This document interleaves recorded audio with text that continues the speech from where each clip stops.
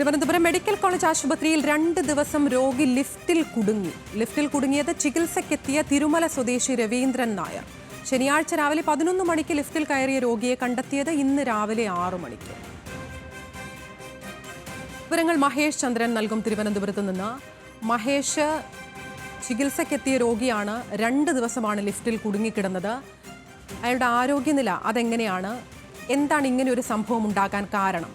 മഹേഷ്, ആതിര, 2 ദിവസം മുമ്പാണ് Raveendran Nair Thiruvananthapuram medical college ആശുപത്രിയിൽ ചികിത്സ തേടി എത്തിയത്. അദ്ദേഹം ഓർത്തോ വിഭാഗത്തിലാണ് ചികിത്സയ്ക്ക് വന്നതെന്നാണ് മനസ്സിലാക്കാൻ കഴിയുന്നത്. അവിടെയുള്ള ലിഫ്റ്റിൽ അദ്ദേഹം കുടുങ്ങുകയായിരുന്നു. ശനിയാഴ്ച രാവിലെ 11 മണിക്ക് ലിഫ്റ്റിൽ കയറിയ രോഗിയെ ഇന്ന് രാവിലെ 6 മണിക്കാണ് കണ്ടെത്താൻ കഴിഞ്ഞത്. രവീന്ദ്രൻ നായർ ആശുപത്രിയിൽ പോയിട്ട് കാണാതായെന്ന് കാട്ടി കുടുംബം മെഡിക്കൽ കോളേജ് പോലീസിൽ പരാതി നൽകിയിരുന്നു.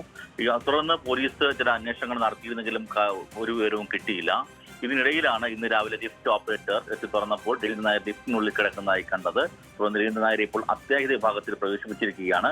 ലിഫ്റ്റിന് തകരാറുണ്ടെന്ന് എഴുതി വെച്ചിരുന്നില്ല എന്ന് കുടുംബം പറയുന്നു. കാരണം അവിടെ അത്തരം ബോർഡുകളോ മറ്റും ഉണ്ടായിരുന്നില്ല. ലിഫ്റ്റ് പ്രവർത്തിക്കുമെന്ന് കരുതി രവീന്ദ്രൻ നായർ ആ ലിഫ്റ്റിൽ കയറിയതാകാം. അങ്ങനെയാണ് അത്യാഹിതം ഉണ്ടായതെന്നാണ് മനസ്സിലാക്കാൻ കഴിയുന്നത്. എന്നാൽ സ്ഥിരമായി ഉപയോഗിക്കുന്ന ലിഫ്റ്റ് അല്ലെന്നാണ് മെഡിക്കൽ കോളേജ് അധികൃതർ പറയുന്നത്. സംഭവം അന്വേഷിച്ച് പ്രതികരിക്കാമെന്നാണ് മെഡിക്കൽ കോളേജ് സൂപ്രണ്ട് വ്യക്തമാക്കിയത്. ആതിര, ചെറിയ തരത്തിൽ തിരുവനന്തപുരം മെഡിക്കൽ കോളേജിലാണ് ഒരു രോഗി 2 ദിവസം ചികിത്സയ്ക്കെത്തിയ രോഗി 2 ദിവസം ലിഫ്റ്റിൽ കുടുങ്ങിക്കിടക്കുന്ന അവസ്ഥയുണ്ടായത്. ഇപ്പോൾ രവീന്ദ്രൻ നായർ എന്ന തിരുമല സ്വദേശി അത്യാഹിത വിഭാഗത്തിൽ ചികിത്സയിലാണ് എന്നുമാണ് മനസ്സിലാക്കുന്നത്. മഹേഷ് ചന്ദ്രനാണ് വിശദാംശങ്ങൾ നൽകിയത്.